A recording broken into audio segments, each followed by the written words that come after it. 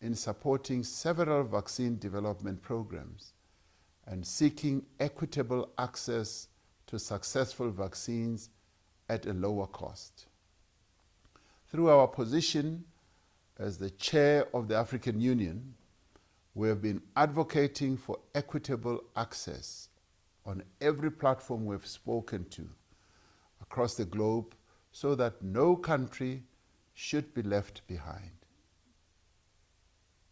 We are also investing in our own capacity to produce and distribute a vaccine locally so that South Africa can play a key role in the effort to expand access to vaccines. Our country is already participating in 3 vaccine trials, demonstrating the capability of our scientific community. My fellow South Africans, a month ago, the significant decrease in new infections enabled the country to move to coronavirus alert level 2. Now, with the further progress we've made as infections have come down, we are now ready for a new phase in our response to the pandemic. We have withstood the coronavirus storm. Now is the time to return our country, its people, and our economy to a situation that is more normal, that more resembles the lives that we were living 6 months ago. It is time to move to what will become what we call our new normal, for as long as the coronavirus is with us. While much economic activity resumed from June, it is now time to remove as many of the remaining restrictions on economic and social activity as it is reasonably safe to do. Following consultations with a number of stakeholders, provincial, local government, traditional leaders, and drawing on the advice of scientists and engagements with various stakeholders, Cabinet decided this morning that the country should now move to alert level 1. The move to alert level 1 will take effect from midnight on Sunday, the 20th of September 2020. This move recognizes that levels of infections are relatively low and that there is sufficient capacity in our health system to manage the current need. The move to alert level 1 will mean a further easing of restrictions on gatherings. Social, religious, political, and other gatherings will now be permitted as long as the number of people does not exceed 50% of the normal capacity of a venue or the facility.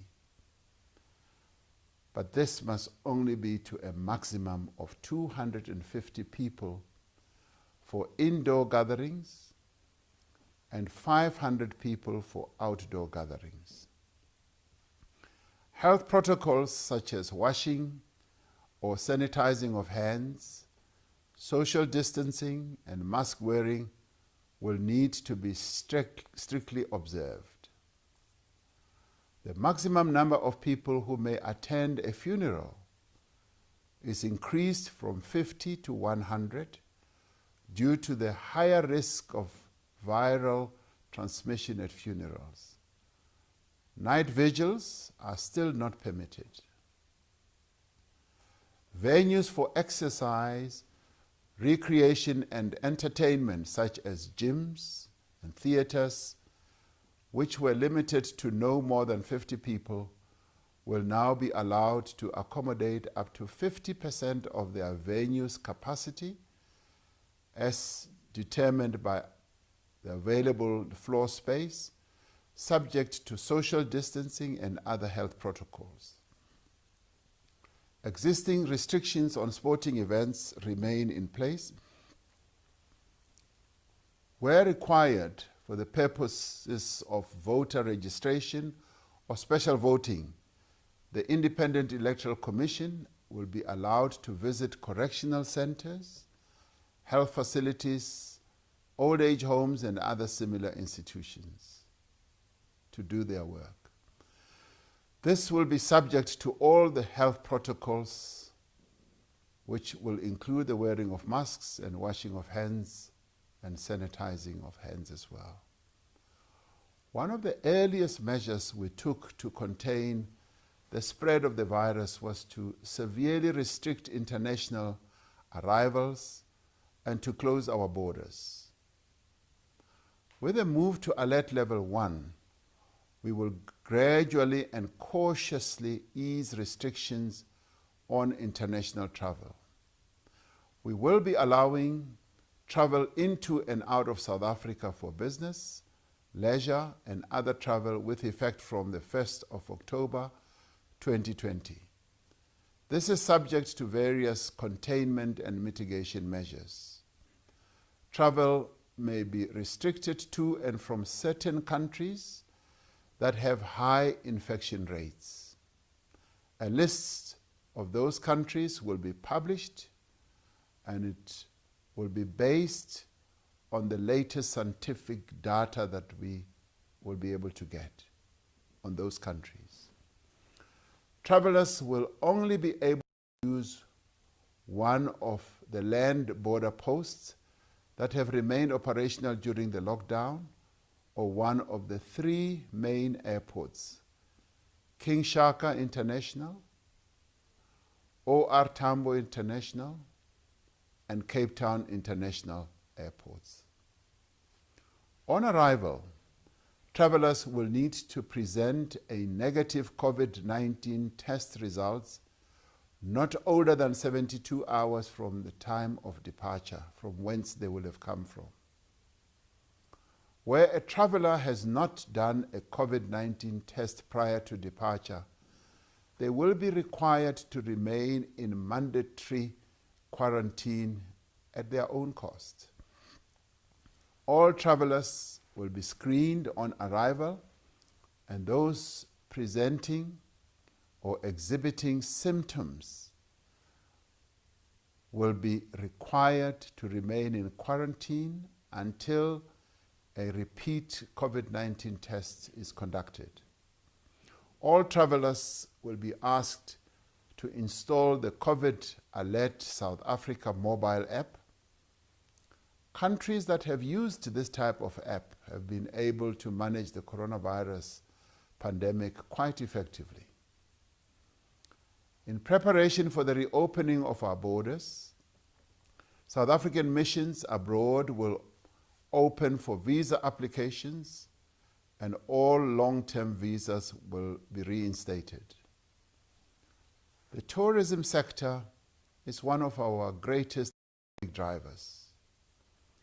We are ready to open our doors again to the world and invite travelers to enjoy our mountains, our beaches, our vibrant cities, and our wildlife game parks in safety and confidence. Also, as part of the gradual return to regular economic and social activity, the hours of curfew have been changed. The curfew will now apply between midnight and 4 a.m. The sale of alcohol at retail outlets for home consumption is now permitted from Monday to Friday from 9 a.m. to 1700. Alcohol will be permitted for on-site consumption in licensed establishments only, and with strict adherence to the curfew. In the next few days, the updated regulations will be published, and ministers will provide detailed briefings on all these measures. The Department of Public Service and Administration will shortly issue circulars to all public servants on the measures that will enable the return of all areas of government to full operation safely and without undue delay. because there are several remaining restrictions that can only be enacted through disaster regulations. We have already extended the national state of disaster by a month to the 15th of October 2020. The move to alert level 1 removes many of the remaining restrictions on economic activity, although it may be some time before it is safe and capable for all sectors to return to full operation. Global and domestic demand and supply of goods and services for some sectors will remain low for the foreseeable future, regardless of the lifting of restrictions. It is therefore vital that we move with urgency to rebuild our economy, to restore growth, and to create jobs. Following several weeks of engagement, the social partners at NEDLAC have made tremendous progress on an ambitious social compact for economic recovery. This represents a historic milestone for our country, demonstrating what can be achieved when we unite to confront an urgent crisis. Cabinet will build on this emerging common ground to finalize the country's economic reconstruction and recovery plan in the coming weeks. The reconstruction and recovery plan will be finalized, but it will also build on the 500 billion economic and social relief package we announced in April, which has provided vital support for households, companies, and workers at a time of dire need for our country. Through the special COVID-19 grants and the top-up of existing grants, well over 30 billion in additional support has already been provided directly to more than 16 million people from poor households. More than 800,000 companies have benefited through the UIF wage support scheme and through the grants and loans provided by various government departments and public entities. More than 4 million workers have received 42 billion rand in wage support, helping to protect these jobs even while companies were not able to operate. This support has touched the lives of millions of South Africans and has made a real difference to those in greatest need. The UIF benefit has been extended until the end of the national state of disaster to ensure that those workers and companies whose income remains at risk can continue to be supported. In addition to those businesses that have received direct support, many more companies have benefited from tax relief measures worth in the region of 70 billion rand. And millions of South Africans have benefited from the historic reduction in the interest rates that have been announced by the central bank. Adjustments have been made to the loan guarantee scheme that was announced when we announced the 500 billion relief assistance measures to make it easier for companies of any size to access credit at low interest rates with repayments delayed for as much as 12 months. We encourage all companies that have faced a disruption of their earnings to seek support from this scheme while the economy recovers. At the beginning of the pandemic, we appealed to South Africans to demonstrate their solidarity and patriotism by supporting governments and our national effort in dealing with the pandemic. We established the Solidarity Fund, which to date has received some 300,000 donations from a variety of sources, from almost 15,000 individuals and nearly 2,500 companies. The donations came from ordinary people and workers, industrial workers, public service workers, religious organizations, political parties, non-governmental organizations, members of parliament, trusts and foundations. Through its work, the Solidarity Fund has demonstrated the power of social partnership and cooperation. Since it was established, it has raised over 3.1 billion rand in donations from the variety of people I spoke about, and companies and trusts. It has to date allocated 2.4 billion to support key areas of our national coronavirus response. These include the purchase of testing equipment, medical supplies, and personal protective equipment, and has also enhanced the local manufacture of ventilators. It extends its help and assistance to food relief for vulnerable households through vouchers for subsistence farmers, care for survivors of gender-based violence, and a national COVID awareness campaign. Fellow South Africans, violence against women and children has continued unabated during the period of the pandemic. We are determined as a government to continue with our resolve to deal with the scourge of gender-based violence and femicide. Based on the latest data, we have identified 30 hotspots around the country where the problem is most rife. As we move to the next alert level, we are increasing and improving support services for survivors of gender-based violence, particularly in the identified hotspots.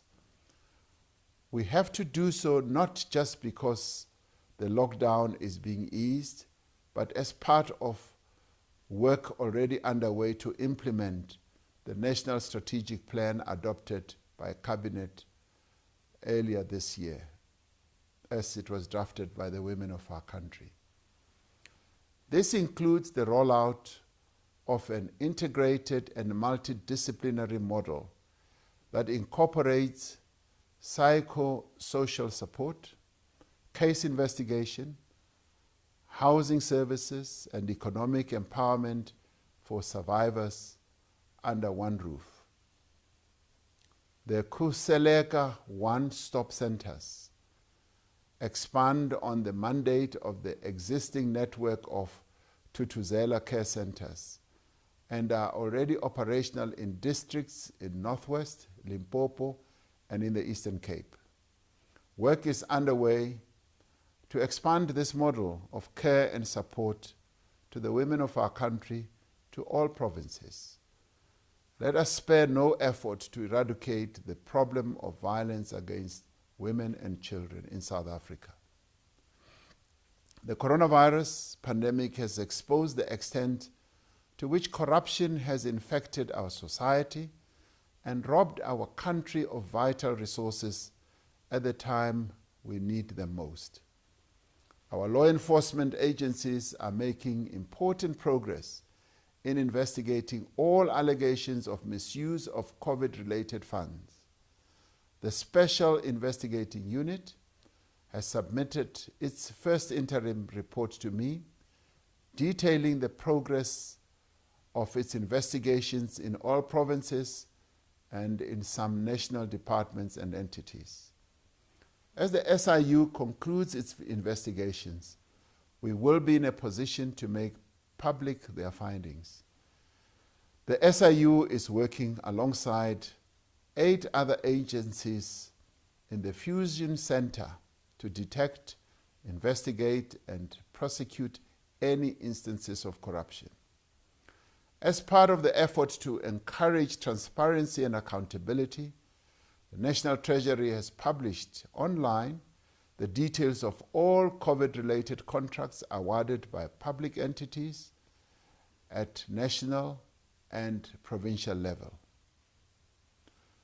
This is a historic development in our country that we hope will set a precedent for all future expenditure of taxpayers' money of this nature.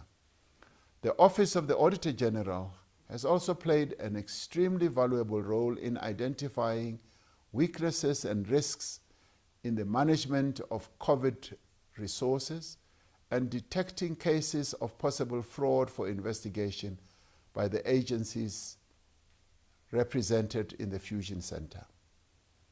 We continue to work to strengthen our anti-corruption efforts through measures to provide the NPA and other law enforcement agencies with the human and financial resources needed to tackle corruption, strengthening of specialized commercial crime courts, which will help expedite COVID-related cases, and the finalization of the new National Anti-Corruption Strategy.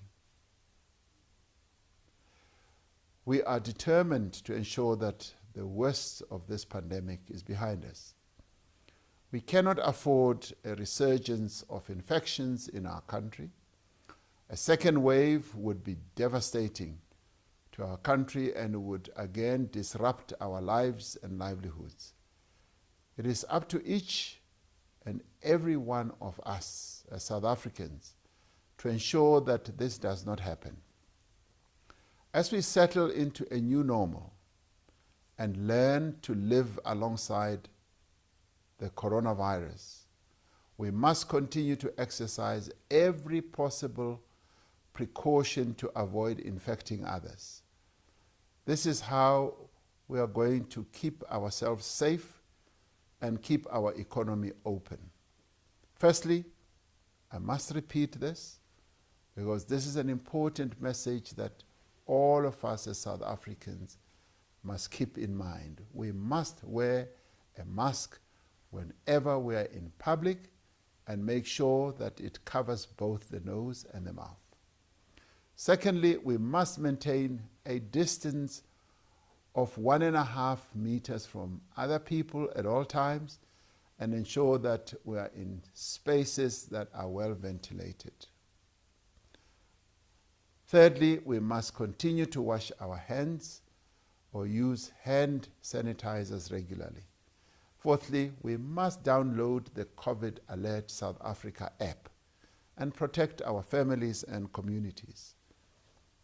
In just over a week from now, South Africans will celebrate Heritage Day under conditions that will be better in many ways from what we have experienced over the last 6 months. Last 6 months have been difficult for all of us.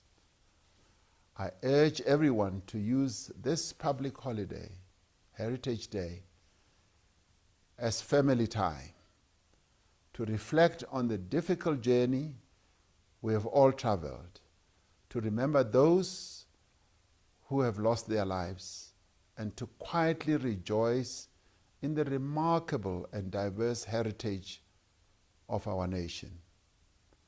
And there can be no better way to celebrate our South Africanness than joining the global phenomenon that is spreading across the world, and that is the Jerusalem Dance Challenge.